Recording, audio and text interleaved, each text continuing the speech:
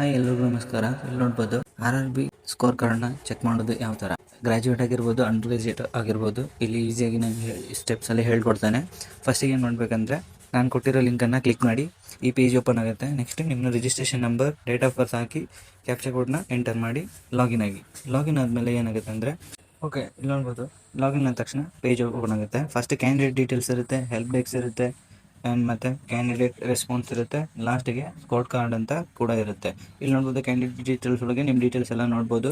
Next ವಾಪಸ್ ನೀವು help desk ಒಳಗೆ ನೀವೇನಾದರೂ ಅರ್ಜಿ ಅಥವಾ ಏನಾದರೂ ಕರೆದಿದ್ರೆ, ಇಲ್ಲ ಏನಾದರೂ ರೈಸ್ ಮಾಡಿದರೆ ಇಶ್ಯೂನ, ಅದನ್ನು ಅದರಲ್ಲಿ ಮಾಡ್ಬೋದು. ಕ್ಯಾಂಡಿಡೇಟ್ ರೆಸ್ಪಾನ್ಸ್ ಅಂದರೆ ನಿಮ್ಮದು ರೆಸ್ಪಾನ್ಸ್ ಬಂದಿರುತ್ತೆ, ಅದು ನೀವೇನಾದರೂ ಅಪ್ಲೈ ಮಾಡಿರ್ತೀರ ಅದಕ್ಕೆ ರೆಸ್ಪಾನ್ಸ್ ಬಂದಿರುತ್ತೆ, ಅದು ಅದರಲ್ಲಿ ಇರುತ್ತೆ. ನೆಕ್ಸ್ಟ್ ವಾಪಸ್ ಲಾಸ್ಟಿಗೆ ಸ್ಕೋರ್ ಕಾರ್ಡ್ ಅಂತ ಇದೆ, ಅದರಲ್ಲಿ ನೀವೇನು ನೋಡೋದು ಡೀಟೇಲ್ ಆಗಿ ನೋಡ್ಬೋದು. ಅಂದರೆ ಎಷ್ಟು ಮಾರ್ಕ್ಸ್ ಅಟೆಂಪ್ಟ್ ಮಾಡಿದ್ದೀರಾ, ಎಷ್ಟು ಮಾರ್ಕ್ಸ್ ಕರೆಕ್ಟ್ ಆಗಿದೆ, ಮತ್ತು ಎಷ್ಟು ಮಾರ್ಕ್ಸ್ ರಾಂಗ್ ಆಗಿದೆ, ಯಾವುದೆಲ್ಲ ಅಂದರೆ ನೆಗೆಟಿವ್ ಮಾರ್ಕ್ಸ್ ಎಷ್ಟು ಬಂದಿದೆ, ನೆಕ್ಸ್ಟ್ ವಾಪಸ್ ಟೋಟಲ್ ಪರ್ಸೆಂಟೇಜ್ ಎಷ್ಟಿದೆ, ಇದೆಲ್ಲ ಕ್ಲಿಯರ್ ಆಗಿ ಮೆನ್ಷನ್ ಆಗಿರುತ್ತೆ. ನೆಕ್ಸ್ಟ್ CBTಗೆ ನೀವು ಶಾರ್ಟ್ ಲಿಸ್ಟ್ ಆಗಿದ್ದೀರಾ ಇಲ್ವಾ ಅಂತ ಹೇಳಿ ಕೂಡ ಮೆನ್ಷನ್ ಆಗಿರುತ್ತೆ. ಇದನ್ನು ನೀವು ಕ್ಲಿಯರ್ ಆಗಿ ನೋಡ್ಬೋದು. ಈ ಥರವಾಗಿ ನೀವು RRB ಸ್ಕೋರ್ ಕಾರ್ಡ್ನ ಚೆಕ್ ಮಾಡ್ಬೋದು. ಮಾಹಿತಿ ಇಷ್ಟ ಆದರೆ ಪ್ಲೀಸ್ ಸಬ್ಸ್ಕ್ರೈಬ್ ಮಾಡಿ. Thank you.